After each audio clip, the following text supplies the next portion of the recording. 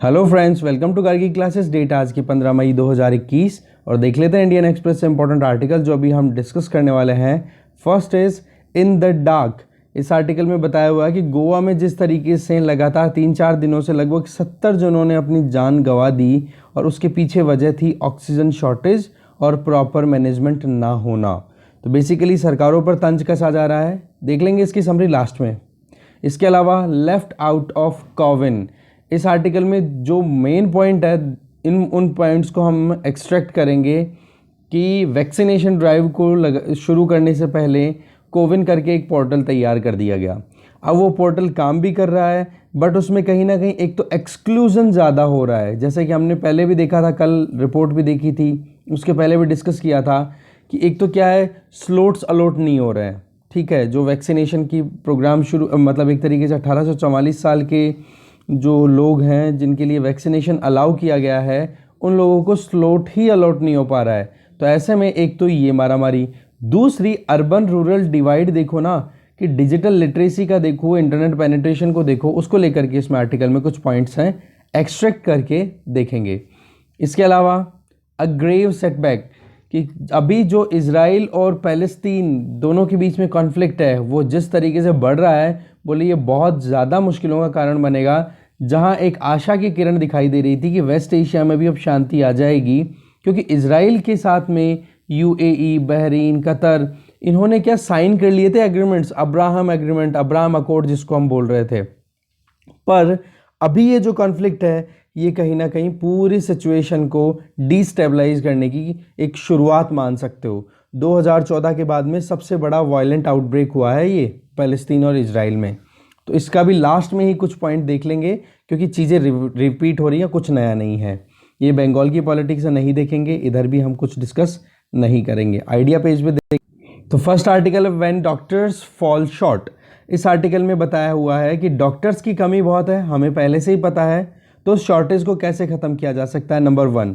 Number 2, doctors की कमी को फुलफिल करने के अलावा जो इंफ्रास्ट्रक्चर में कमी है उसको कैसे आप कॉम्प्लीमेंट कर सकते हो। नंबर 3, जो प्रिलिमिनरी जो हेल्थ केयर मिलनी चाहिए गाँव में या कहीं पर भी, कि शुरुआती तौर में ही अगर थोड़ी बहुत सिम्टम्स आ रहे हैं और ट्रीटमेंट टाइम पे मिल गया तो पेशेंट को बचाया जा सकता है। ठीक है, तो उन चीज़ों को लेकर के ये आर्टिकल है, इसमें भी इंपॉर्टेंट पॉइंट्स को निकाल लेंगे, ज़्यादा कुछ डिस्कस करने लायक है नहीं। इसके अलावा जो ये next article, that is justice as a fine balance. अभी जो सुप्रीम कोर्ट ने अपनी तरफ से एक बैलेंस बनाया है ना, हाई कोर्ट और इलेक्शन कमीशन के बीच में, उस चीज़ को यहाँ पर बताया जा रहा है आरसी लाहोटी जी के द्वारा, जो कि former chief justice of India रह चुके हैं। तो इस आर्टिकल को जुडिशरी की फंक्शनिंग के पॉइंट ऑफ व्यू से जानेंगे अच्छे से। अच्छा आर्टिकल है। इसके अलावा नीचे वाला आर्टिकल है that is unfair criticism undue opacity. इस आर्टिकल में बताया जा रहा है कि करंट जो रिजीम है, नरेंद्र मोदी सरकार है, उसको गलत तरीके से इंटरप्रेट किया जा रहा है, गलत तरीके से क्रिटिसाइज़ किया जा रहा है। और इस आर्टिकल के बारे में पहले हमने बहुत सारे कंटेंट ऑलरेडी बात कर ली है कि सरकार ने क्या सोच करके एक्सपोर्ट या फिर मैत्री चलाई, वैक्सीन मैत्री जिसको हम बोल रहे हैं, वैक्सीन डिप्लोमेसी जिसको बोला था, कल ही बात की थी इसके बारे में। और इंडिया के पास में हेल्थ पे कितना खर्च होता है, हमारे यहाँ पर नेशनल हेल्थ पॉलिसी भी है 2017 की, जिसके अंतर्गत ये कहा गया कि जीडीपी का 2.5% जो है वो हेल्थ पे खर्च किया जाएगा। बोले ये सारा का सारा करंट रिजीम के अंडर में आया हुआ है, तो ऐसे में आप क्रिटिसाइज मत करो, समथिंग लाइक दैट। तो हम ये डिस्कस नहीं करेंगे, आप खुद से पढ़ना चाहो पढ़ लो। तो हमारे पास कुछ आर्टिकल्स हैं, उनको देख लेते हैं आप। फर्स्ट आर्टिकल हम देख रहे हैं justice as a fine balance.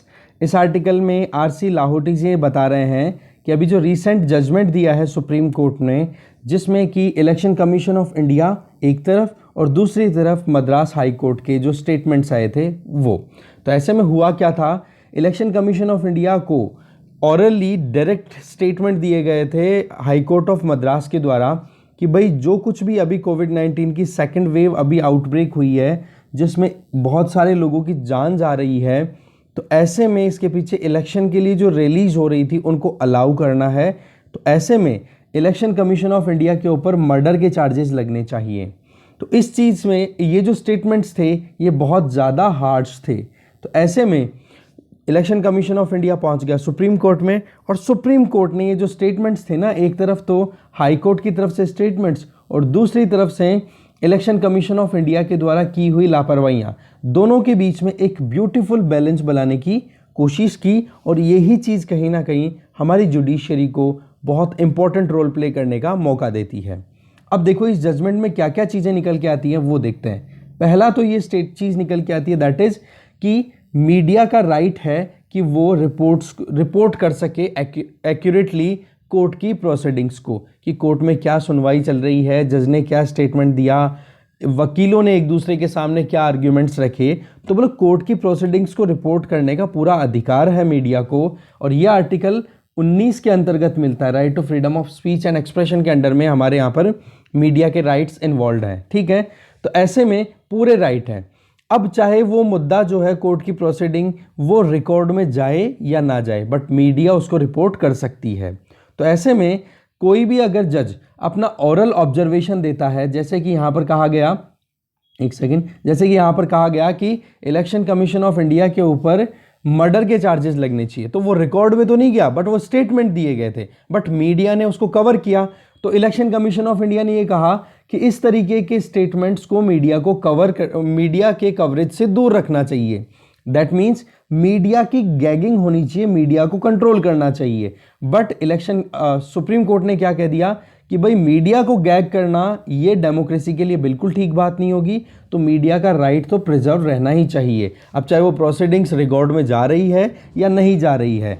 इससे क्या होता है, देखो एक ट्रांसपेरेंसी आती है, इससे क्या है लोगों में कॉन्फिडेंस आता है कि हाँ वाकई में हमारी जुडिशरी जो है वो एक्टिव है, अच्छे से परफॉर्म कर रही है। तो पहला काम तो हो गया मीडिया की इंडिपेंडेंस, जो रिपोर्ट करने का राइट है उसको प्रिजर्व करना। दूसरा, इसमें सुप्रीम कोर्ट ने इसमें भी कोई कमी नहीं छोड़ी है कि मद्रास हाई कोर्ट की तरफ से जो स्टेटमेंट दिए गए थे उनको ये बोला कि वो बहुत ज़्यादा हार्श थे, इस तरीके के स्टेटमेंट्स देने से बचना चाहिए। और साथ में ऑफ द कफ का मतलब मानो कि विदाउट एनी प्रिपरेशन ऐसे काम किए गए, ऐसे रिमार्क्स दिए गए मद्रास हाई कोर्ट के द्वारा। साथ में ये भी कहा कि जो लैंग्वेज यूज़ की गई है बेंच के द्वारा वो कहीं ना कहीं जुडिशियल प्रॉपर्टी को मिस कर रही है। इट मीन्स कि अगर जो भी जुडिशरी को अधिकार दिए हुए हैं ना, बोलो उन अधिकारों का उल्लंघन नहीं होना चाहिए जब भी जजेस कोई भी लैंग्वेज का यूज़ कर रहे हैं, कोई भी स्टेटमेंट दे रहे हैं, ठीक है। तो ये चीज़ भी यहाँ पर हो गई कि जो हार्श लैंग्वेज यूज़ की जा रही है जुडिशरी के द्वारा, उस पर भी सुप्रीम कोर्ट ने लगाम लगाई। तो एक तरफ तो मीडिया की बात भी रख दी, दूसरी तरफ सुप्रीम कोर्ट के ऊपर भी लगाम रख दी, और तीसरी तरफ इलेक्शन कमीशन ऑफ इंडिया, उनके लिए भी ये कह दिया कि भाई इलेक्शन कमीशन ऑफ इंडिया को ही इतना क्यों सुनाया जा रहा है, क्योंकि कहीं ना कहीं मद्रास हाई कोर्ट में जो जजेस बैठे हैं वो फील कर रहे हैं कि कितने ज़्यादा लोगों की जान जा रही है। तो ऐसे में कोविड रिलेटेड जो प्रोटोकॉल्स थे, उन प्रोटोकॉल्स को अगर प्रॉपर्ली नहीं फॉलो किया जाएगा तो फिर कहीं ना कोई तो इंस्टीट्यूशन इसकी अकाउंटेबिलिटी लेगा ही ना कोई तो इसकी रिस्पॉन्सिबिलिटी लेगा ही। तो ये चीज़ यहाँ पर तीन चीज़ें जो थी वो बड़ी बैलेंस करके दी गई सुप्रीम कोर्ट के द्वारा। अच्छा, सुप्रीम कोर्ट ने ये और वार्निंग दी है कि जजेस, चाहे वो कोई भी जज हो, उनको अपनी अथॉरिटी को मिसयूज नहीं करना चाहिए। साथ में जो भी कमेंट्स हैं उनको इंटरप्रीट करते टाइम पे, या फिर वो कहीं पर भी अनडिग्निफाइड बैंटर कर रहे हैं, मतलब कहीं पे धमकियां तो नहीं दे रहे हैं, या फिर किसी का स्कैदिंग क्रिटिसिज्म, किसी को आड़े हाथ से बिल्कुल ही यूं एकदम ही मतलब रियलिटी को ना समझते हुए केवल बातचीत के ऊपर बेसिस कमेंट सुने और उनके बेसिस पे आप स्टेटमेंट देने शुरू कर दो। तो सुप्रीम कोर्ट ने जुडिशरी को भी वार्न किया है। इसके अलावा एक स्टेटमेंट यहाँ पर राइटर जो दे रहे हैं वो बहुत इंपॉर्टेंट है कि कोर्ट ने जब ये प्रोसीडिंग चल रही थी ना, तो जस्टिस के जगन्नाथ सेठी को कोर्ट किया, और उसमें क्या कहा कि ये जो जस्टिस के जगन्नाथ थे, इन्होंने जजेस की बेंच के लिए बहुत इंपॉर्टेंट बात कही। बोली ये सीट ऑफ पावर है, इट मीन्स एक शक्ति की आप कह सकते हो शक्ति पीठ है, राइट, जहां से पावर कहीं ना कहीं एग्जीक्यूट की जाती है, पावर का यूज किया जाता है। तो जुडिशियल रिस्ट्रेंट और जुडिशियल डिसिप्लिन, ये दो इंपॉर्टेंट प्रिंसिपल्स हैं। इन दोनों प्रिंसिपल्स को जुडिशरी को बिल्कुल नहीं भूलना चाहिए। मतलब अपने लिमिट्स को और अपना जो खुद का हम कहते हैं ना डिसिप्लिन, जिसमें कि अपने हिसाब से अपनी खुद की जो पॉलिसीज़ हैं या जो फिलॉसफी है उन्हीं के बेस पे काम किया जाए। तो कहने का मतलब हो गया जुडिशियल रिस्ट्रेंट और जुडिशियल मतलब खुद की लिमिट्स को जानना, जुडिशियल रिस्ट्रेंट का मतलब, और डिसिप्लिन का मतलब हो गया अनुशासन। तो ऐसे में इन दोनों चीज़ों का ऊपर अगर जुडिशरी चलती है ना, तब जाकर के इफेक्टिवनेस आती है जुडिशरी की फंक्शनिंग में। तो रिस्ट्रेंट और ह्यूमिलिटी, दैट मीन्स कि आप अपने आप पर लगाम भी लगा रहे हो, और साथ में ह्यूमिलिटी, दैट मीन्स कि आप हर एक पक्ष को अच्छे से सुनने की कैपेसिटी भी रखते हो, आप शांति से सभी को सही तरीके से एंटरटेन करते हो। तो ऐसे में यही थीम है जजेस की, इन्हीं चीज़ों से कहीं ना कहीं पावर आती है। तो जुडिशरी के बारे में जब भी लिखो ना आप, तो जुडिशियल रिस्ट्रेंट, डिसिप्लिन और ह्यूमिलिटी, ये 3 वर्ड्स बहुत इंपॉर्टेंट हो गए यहाँ से। और ये बात किसने कही? हमारे जज रहे हैं, उनका नाम है के जगन्नाथ शेट्टी, उन्होंने ये बात बोली। तो ऐसे में इंडिपेंडेंस ऑफ जुडिशरी तभी हो पाएगी जब ये तीनों वर्ड्स के बारे में या तीनों प्रिंसिपल्स के बारे में जुडिशरी ध्यान रखेगी।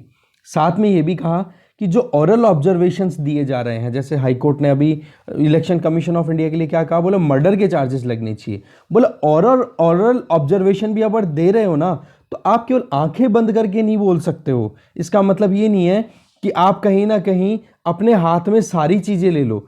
मतलब ये हो गया कि एग्जीक्यूटिव अगर कोई भी फंक्शन कर रहे हैं और उस फंक्शन की रियलिटी उनको पता है, तो जुडिशरी कहीं केवल कमेंट और उनके बारे में थोड़ा बहुत डिटेल गेन करके ही कोई स्टेटमेंट दे, उससे भी जुडिशरी को बचना चाहिए। वही बात जुडिशियल रिस्ट्रेंट बरतने की यहाँ पे बात की जा रही है, क्योंकि रियलिटी में एक्स्ट्रा ऑर्डिनरी सिचुएशन जिसका सामना एग्जीक्यूटिव्स कर रहे हैं, सरकार कर रही है, उसका पता क्या वाकई में जुडिशरी को है? ये अपने आप में बहुत बड़ा सवाल है, और ये वाकई में पता नहीं होता।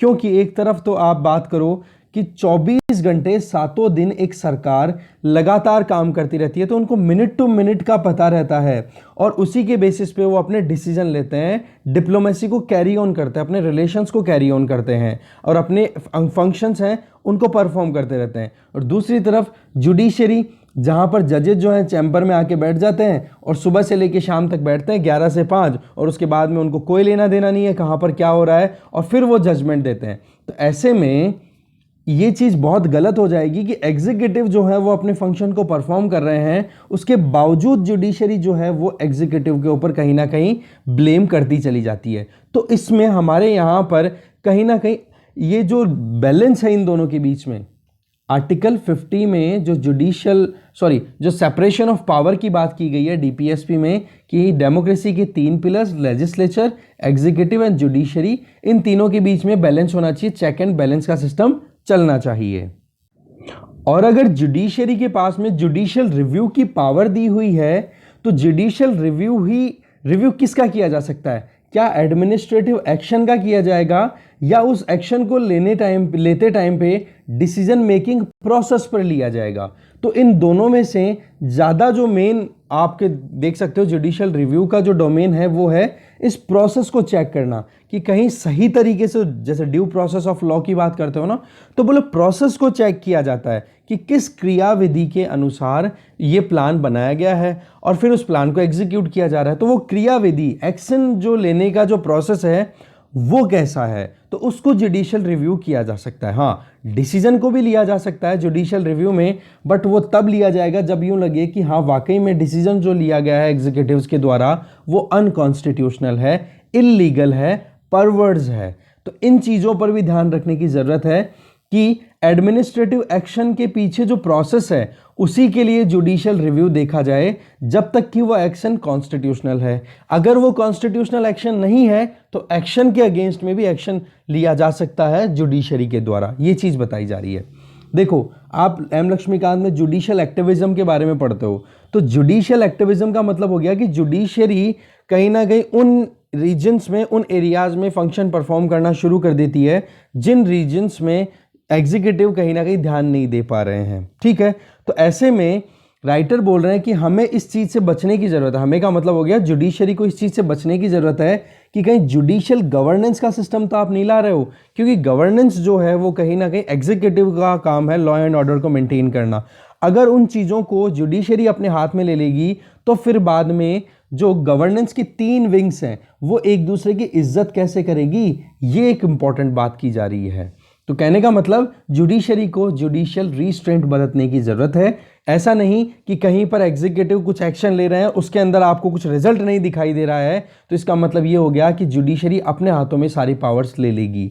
क्योंकि होता क्या है, देखो कि अगर यहाँ पर जुडिशरी अपने हाथ में एग्जीक्यूटिव्स की पावर्स लेना शुरू कर देगी ना, तो इसका रिजल्ट ये होगा कि एक दिन एग्जीक्यूटिव और लेजिस्लेचर मिलकर के जुडिशरी की पावर्स को भी अपने हाथ में लेने लग जाएगी। तो जो चेक एंड बैलेंस का जो हेल्दी बैलेंस है हमारे यहाँ पर, वो नहीं बन पाएगा। एक दूसरे में ये जो इंस्टीट्यूशंस में फेद है, विश्वास है, वो खत्म होता चला जाएगा। ठीक है ना। तो देखो, स्क्रूटनाइज करना किसी भी एक्शन को या इनएक्शन को, तो डिपेंड ये करता है कि आपके पास में जब बोनाफाइड चीज़ें नहीं है, दैट मीन्स आपके पास में जब तक ऑथेंटिक डेटा नहीं अवेलेबल है, तो आप कैसे कह सकते हो कि कोई भी एग्जीक्यूटिव एक्शन सही है या गलत है। ठीक है। देखो होता क्या है, power to correct the erring executive, ये बात ठीक है। देखो कि अगर एग्जीक्यूटिव कुछ भी गलत डिसीजन लेते हैं तो उसको ठीक करने का काम जुडिशरी का है, पर क्या ठीक करते करते अपने हाथों में पावर ले लेनी ये सही बात होगी? बिल्कुल भी नहीं। देखो, चाहे स्टेट गवर्नमेंट हो या फिर आप बात करो यूटीज़ के अंदर जो सरकारें चल रही हैं उनकी बात करो, तो वो भी तो कहीं ना कहीं आज इस बीमारी से लड़ रहे हैं ना। आज ये कि ये ऐसा दानव आकर के हमारे सामने खड़ा है जिसकी कैरेक्टरिस्टिक्स अनप्रेडिक्टेबल हैं, और अभी तक तो साइंस को भी नहीं पता पड़ा है कि ये वायरस चाहता क्या है। तो ऐसे में हमारे यहाँ पर फेडरल स्ट्रक्चर में जहाँ पर सेंटर और स्टेट भी कहीं ना कहीं उलझे पड़े हैं परिस्थितिवश, तो उसी चीज़ के अंदर अगर जुडिशरी अगर अपनी एंट्री ले लेती है तो सिचुएशन और ज़्यादा कॉम्प्लेक्स हो जाती है। तो ऐसे में एक डेलिकेट बैलेंस बनाना बहुत ज़रूरी था, और वो ही सुप्रीम कोर्ट के द्वारा अभी किया गया है, जिसमें मीडिया की बात भी कर दी, एग्जीक्यूटिव की बात भी कर दी, और जो हाई कोर्ट का स्टेटमेंट है उनकी बात भी कर दी।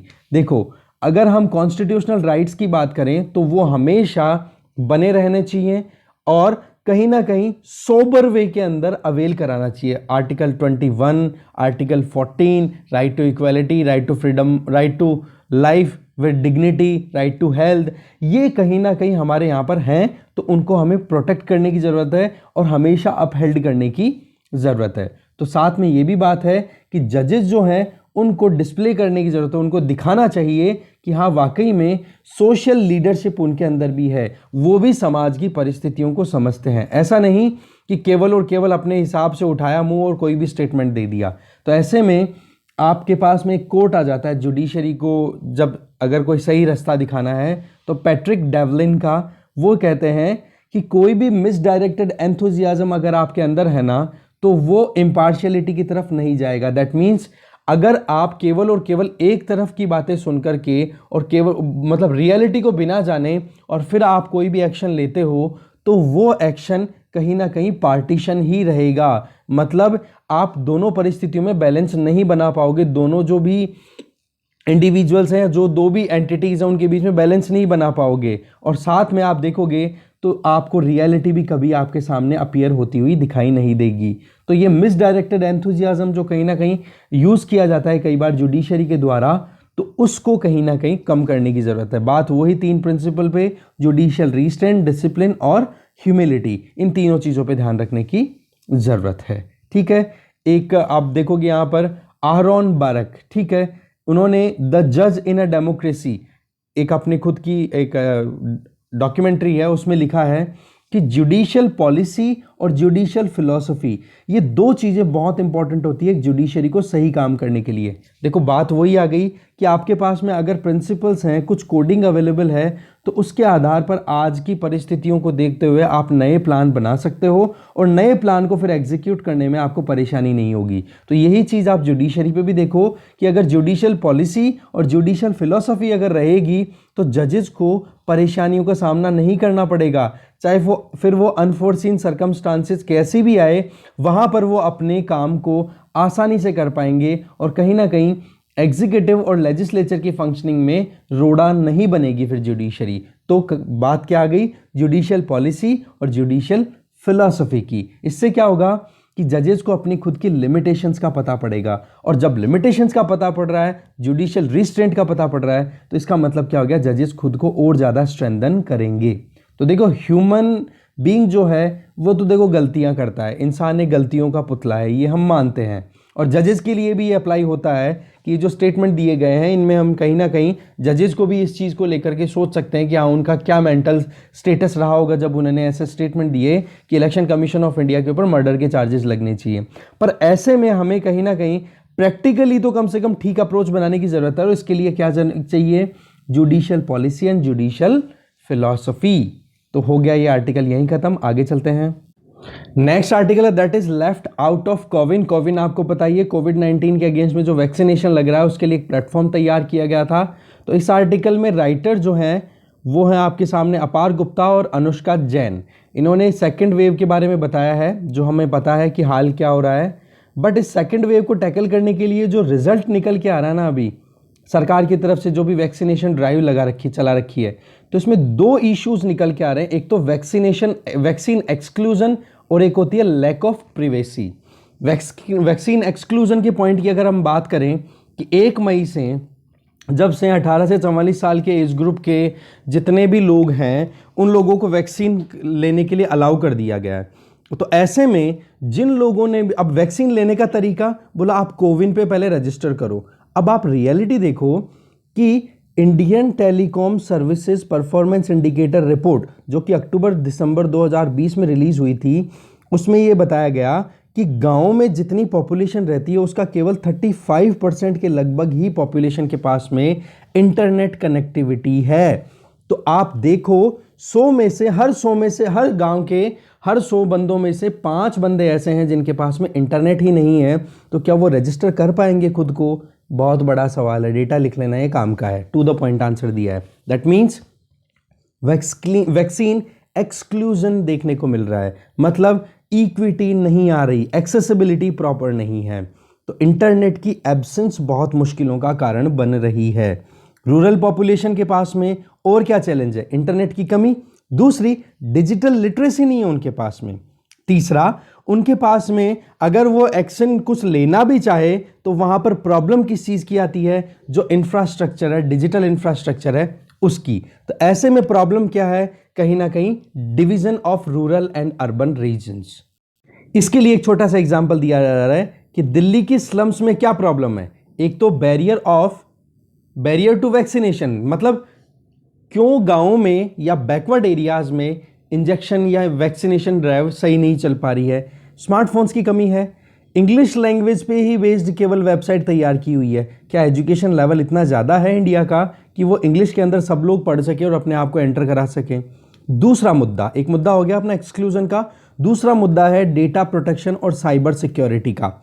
हमारे यहाँ पर अभी तक भी डेटा प्रोटेक्शन को लेकर के कोई कानून नहीं है, और डेटा जो कलेक्ट किया जा रहा है जिसमें आपको पता है कि आधार बेस्ड आपको वैक्सीनेशन या फिर कोई भी आइडेंटिटी आपकी ली जाती है, आई कार्ड आपका लिया जाता है, फिर उसके बाद में वैक्सीनेशन किया जाता है।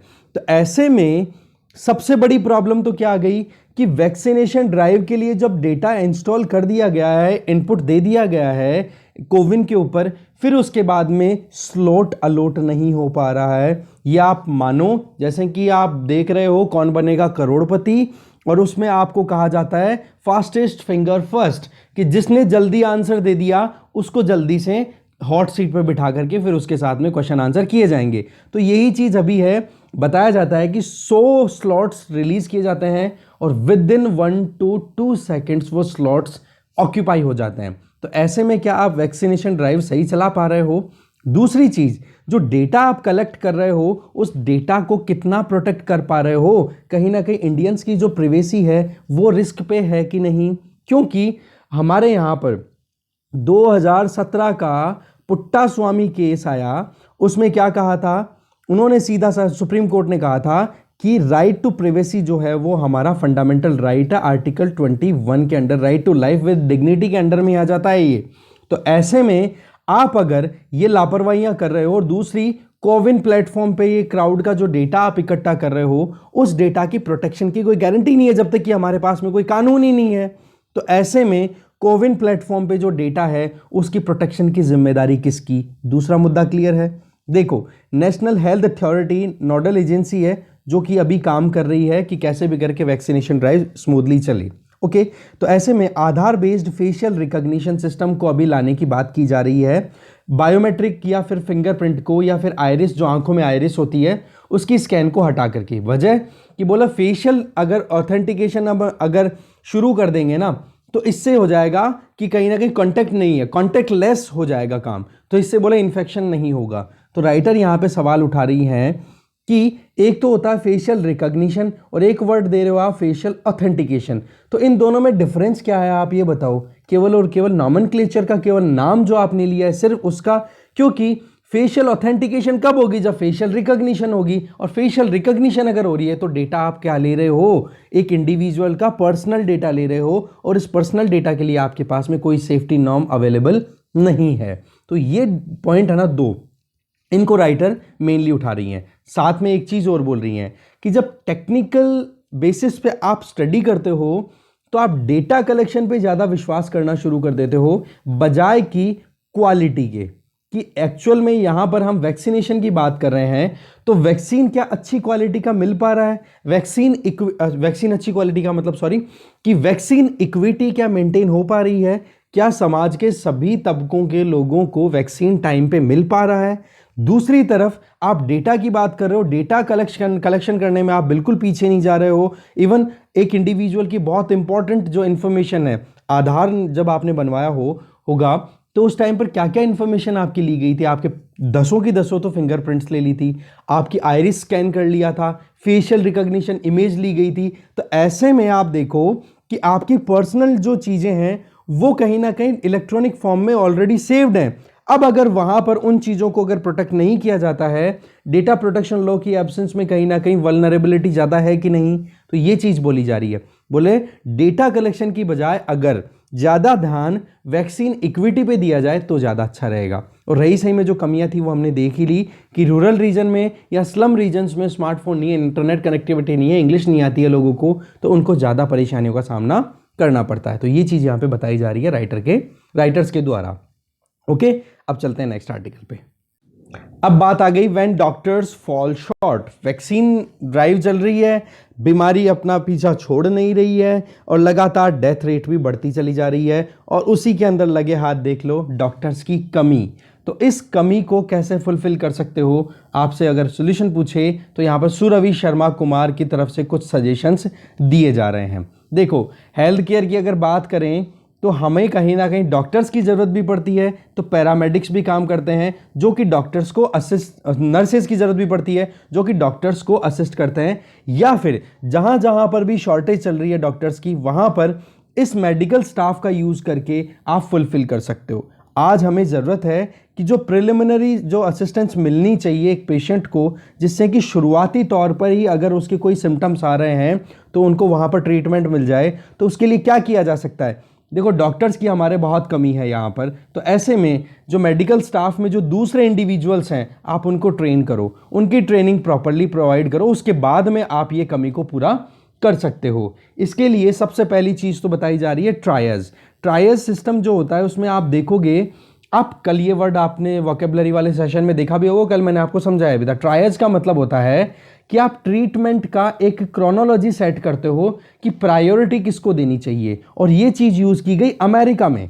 ठीक है, अमेरिका में जब प्रोफेशनल्स की कमी थी ना, जब वैक्सीन फर्स्ट वेव जब आई थी तो बहुत ज़्यादा डेवास्टेशन किया था, बहुत ज़्यादा मुश्किलें पैदा की थी अमेरिका के लिए। तो उन परिस्थितियों में अमेरिका में क्या किया गया था, ट्रायज वाली जो सिस्टम था वो यूज़ किया गया था। उसमें क्या होता है कि भाई जिसकी ज़्यादा डिमांड है, मतलब सिचुएशन की ग्रेविटी को देखते हुए और फिर बाद में प्रोफेशनल्स को डिप्लॉय करना कि हाँ भाई अब आप पहले इस पेशेंट को ट्रीट करो फिर उसके बाद में दूसरे को करना। तो उसके पीछे उनके पास में डॉक्यूमेंट है, तो एक तो ट्रायज डॉक्यूमेंट होनी चाहिए। कल भी हमने देखा था कि ट्रायज कमेटी स्टैब्लिश होनी चाहिए जो कि ये बता सके कि हाँ आप कैसी, कोई भी सिचुएशन आपके सामने आती है तो आप कैसे बिहेव करोगे।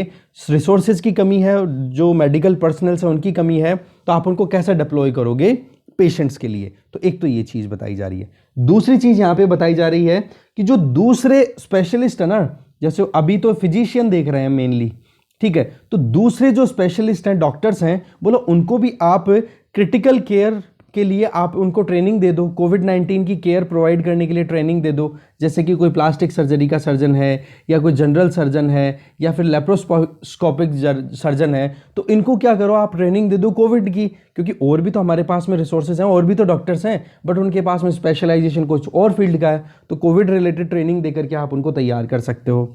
तीसरा ऑप्शन बता रहे हैं यहाँ पर कि जो स्टूडेंट्स हैं अंडर ग्रेजुएट या पोस्ट ग्रेजुएशन के फाइनल ईयर में, उनकी जल्दी से जल्दी एग्जाम करा करके और उनको एक ऑथेंटिक आइडिया दे दो और उनकी फिर ट्रेनिंग कर दो। पर हाँ, जल्दबाजी नहीं करनी है, सीधा इन स्टूडेंट्स को सीधा आप उतारना दो फील्ड में, नहीं, ऐसे तो फिर उनकी एजुकेशन के साथ में कॉम्प्रोमाइज हो जाएगा।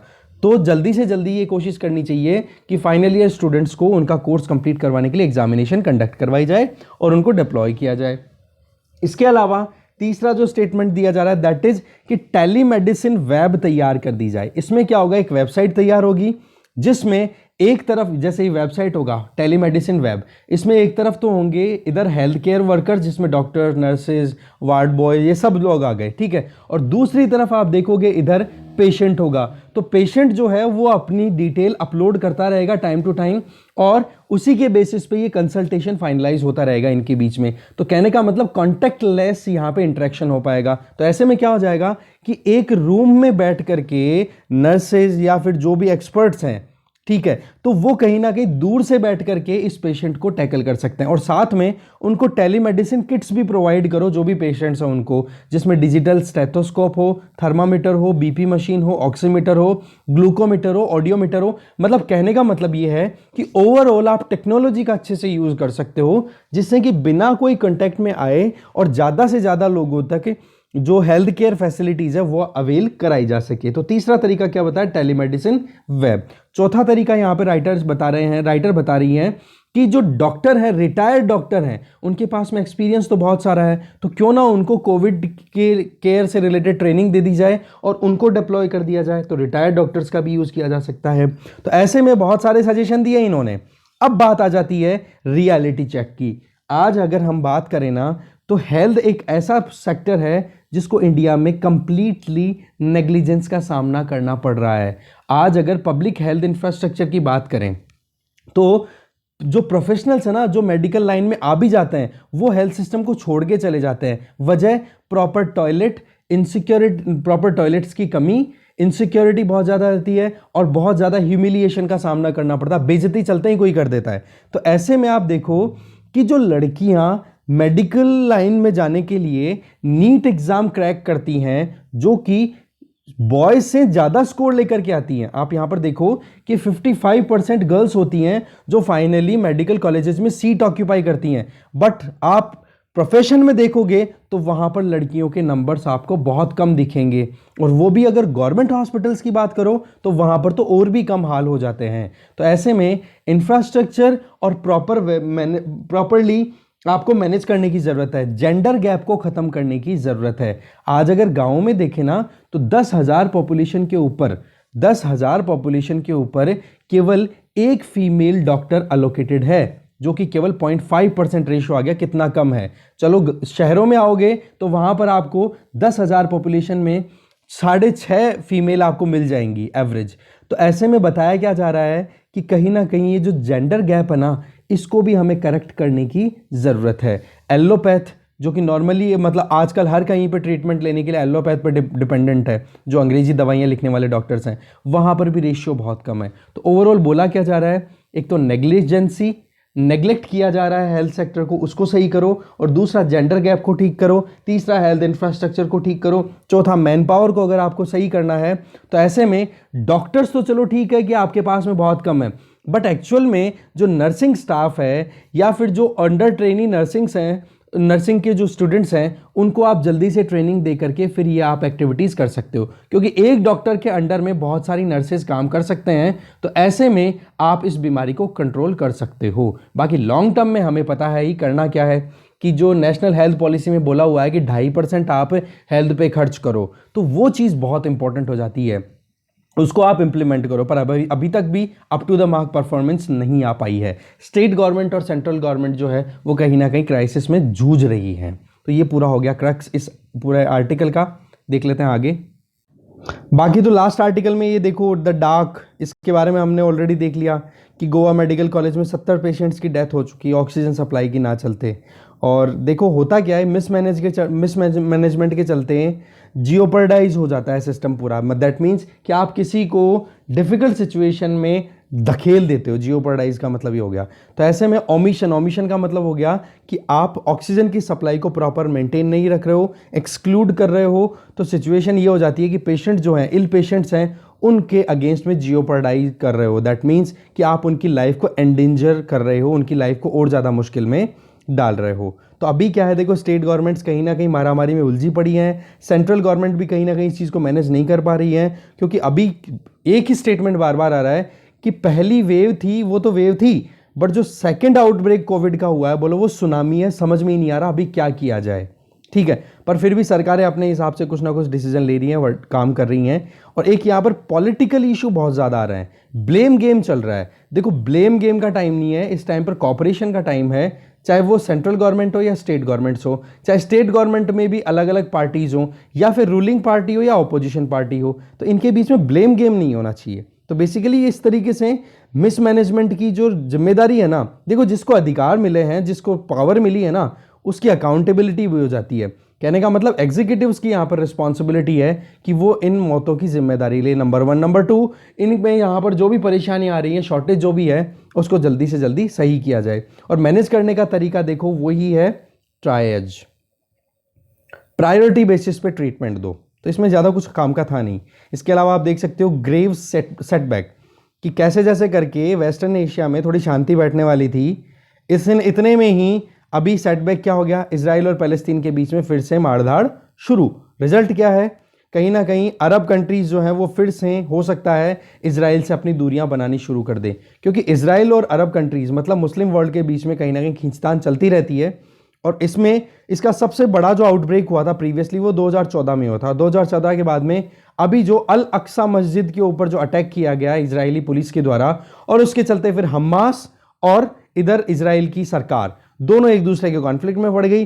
और एक तरफ और एयर स्ट्राइक्स हो रही हैं, बॉम्ब ब्लास्ट हो रहे हैं, एक दूसरे पे रॉकेट दागे जा रहे हैं। तो ये बहुत ही ज़्यादा परेशानी का कारण बन रहा है। एक तरफ अब्राहम अकॉर्ड हुआ था साइन कैसे जैसे करके, जिसमें यूएई, कतर, बहरीन, इन कंट्रीज़ ने इजराइल के साथ में नॉर्मल रिलेशन करने की बात की थी। वहीं पर ये एक सेटबैक आ गया, इसीलिए इसको सेटबैक बोला गया है। साथ में एक चीज़ और बताई जा रही है, हो रहा कहाँ है, गाज़ा पट्टी पे। मैप हम ऑलरेडी देख चुके हैं, ज़्यादा आप रिवाइज नहीं करेंगे। अगर देखना है तो टेलीग्राम चैनल पे मैप शेयर किया हुआ है इजराइल का, उसमें जाकर के आप देख लेना कि गाज़ा स्ट्रिप कौन सी है, वेस्ट बैंक कौन सा है, इजराइल कौन सा है। ठीक है, पूरा पोर्शन वहाँ पे अच्छे से डिस्कस किया हुआ है। अच्छा, पॉइंट मेरा यहाँ पर ये आ जाता है कि अभी क्या है, हमास है, ठीक है, जो कि गाज़ा स्ट्रिप से ऑपरेट कर रहा है, पैलेस्टीनियन ग्रुप है ये। ठीक है, तो इसकी भी रेलेवेंस खत्म हो रही थी। होता क्या है, देखो धर्म, ये जो होता है ना, धर्म का नाम लेकर के लड़ाइयाँ करना, अभी ये धर्म के नाम पर ही चल रही है। ठीक है, तो धर्म का नाम लेकर के लड़ाइयाँ करना ये एक राजनीति का बहुत बड़ा हिस्सा है। लोग कहते हैं कि बोले धर्म का रिश्ता रूलिंग से या पॉलिटिक्स से नहीं होना चाहिए, बट रियलिटी ये है कि पॉलिटिक्स जो है वो धर्म से दूर रह ही नहीं सकती, क्योंकि धर्म का मतलब होता है कि आप कैसे कंडक्ट करते हो। तो ऐसी परिस्थितियों में अगर आप अपने धर्म को सही ना समझ करके, धर्म की जो आपकी खुद की परिभाषा है या आपकी डेफिनेशन है उसके हिसाब से अगर आपकी फंक्शनिंग नहीं होगी, तो कैसे आप अपने देश को चला पाओगे।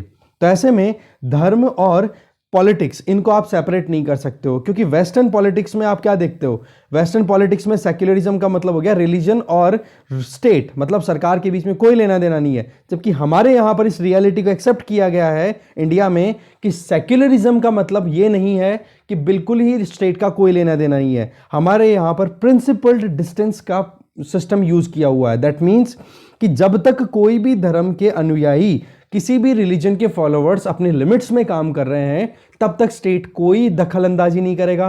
पर अगर वो रिलीजन को फॉलो करने वाले इंडिविजुअल्स अगर public order, public health, moral order, इनको कहीं ना कहीं डिसमिस कर देंगे, मोरालिटी, पब्लिक हेल्थ, और एक और चीज़ थी और मुझे दिमाग से नहीं आ रहा, आप देख लेना, वो इंपॉर्टेंट है ये तीनों चीजें आर्टिकल 25 में लिखा हुआ है ये, ठीक है, कि अगर इनका वायलेशन होता है तो ऐसे में स्टेट दैट मीन्स सरकार जो है वो इंटरवीन करेगी और धर्म को रेगुलेट करना शुरू कर देगी। तो कहने का मतलब ये है कि अभी यहां पर जो हमास है वो इस्लामिज्म का झंडा लेकर के घूम रहा है, तो इधर दूसरी तरफ इजराइल की सरकार जो कि माइनॉरिटी में आ गई है, वहां पर बेंजामिन नेतन्याहू करके वहां के प्राइम मिनिस्टर है, वहां की सरकार वो है कोलैप्स होने के कगार पर है। तो दोनों कहीं ना कहीं अपनी रेलेवेंस ढूंढ रहे हैं, ठीक है। हमास भी वही बात है, कब तक रेलेवेंट है, जब तक इस्लामिज्म के नाम पर वो लड़ता रहेगा तब तक हमास होता रहेगा, और जिस दिन ये शांति स्थापित हो गई उस दिन उनकी रेलेवेंस खत्म हो जाएगी।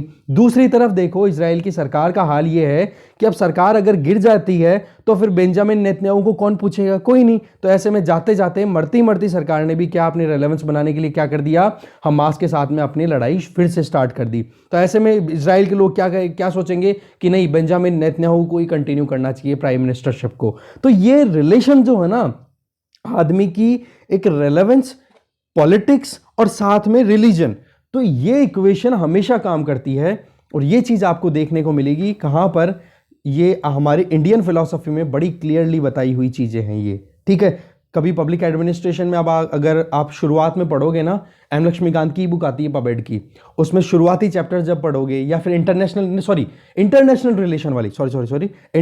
रिलेशन की बुक आती है, उसमें जब भी पढ़ोगे तो चाणक्य के जो स्टेटमेंट्स हैं उनके बारे में आप एक बार वो चैप्टर पढ़ना, आपको पूरा क्लियर हो जाएगा कि धर्म राजनीति दोनों अलग नहीं हो सकती है, और राजा अपनी रेलेवेंस बनाने के लिए धर्म का नाम लेता है बार बार, ठीक है।